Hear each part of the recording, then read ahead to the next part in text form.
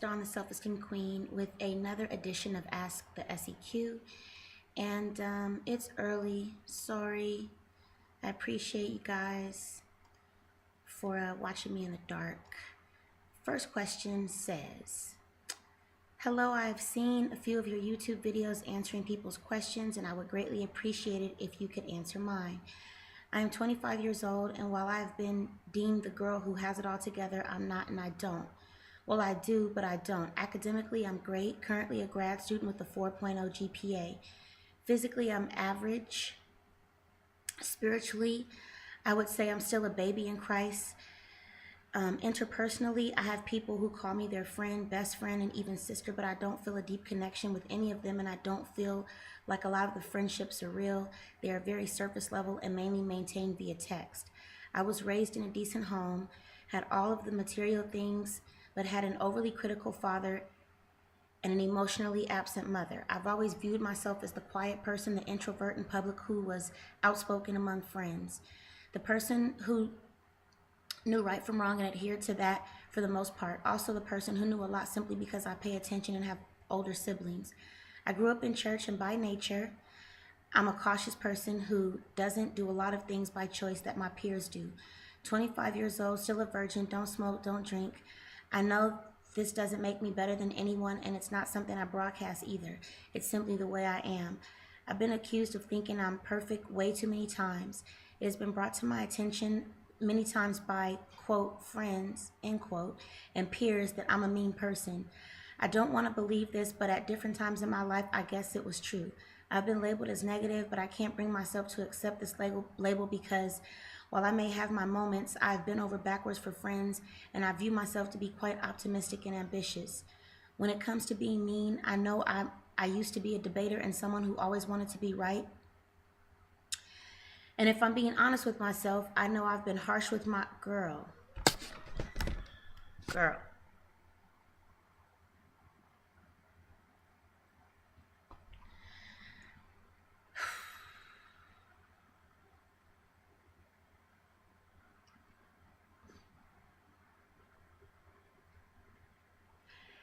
And if I'm being honest with myself, I know I've been harsh with my words and teased people when I knew they wouldn't say or do anything back to me. Now that I'm older, I realize I did it because I was unhappy and wanted to feel like I had power. Present day, I'm still not that happy, but I cope with it a lot better than I used to. I'm torn because part of me is disappointed that I've been this way, and part of me wonders if that's the real me, so on and so forth. You've said a lot of stuff. Oh my God, I have to stop. I normally don't answer questions this long and ask the SEQ, period. Questions and ask the SEQ have to be like a paragraph long, because this is a counseling session, and I don't do counseling sessions on Ask the SEQ. So what I'm going to do is I'm going to condense this and get to your question. If you only have time to answer one question, I would like for it to be, how can I get over friends ditching me and basically deeming me not good enough or nice enough to be a friend? How can I find a way, that's more than one question, how can I find a way to deeply validate myself and have it be real validation, not just affirmations that I don't feel are true? I guess the real question is, how can I find a way to love me?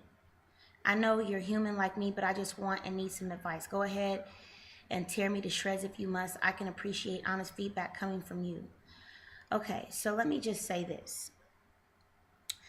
I don't really see the problem, okay, with people ditching you or you ditching people, because the reality is that at different points in your life, you'll realize that people are not meant to be in your life forever. And at different points in other people's lives, they will realize that you're not meant to be in their life forever. And you have to be okay with letting go and saying goodbye.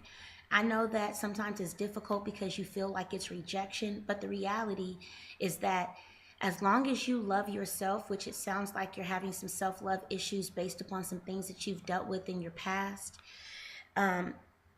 Academics don't make you love yourself more. Being pretty, being skinny, being well proportioned, being height proportioned, those things don't make you love yourself more. What makes you love yourself more is actually practicing self-love. And if you're not taking the time to practice self-love because you're so worried about affirmations, right? If they're not affirmations that come from your heart, they're just simply things that you read. They're not something that comes from your heart. If you're worried about, how your parents feel, girl, you are 25 years old. And at 25, you have the right to X out family members. You have the right to love people from afar. You have the right to do any and everything that would help you the best way that you can be helped. And so I have a book for you. And I think that this book will definitely help you. As a matter of fact, I have a book for everybody. This book will help you. Let me get it.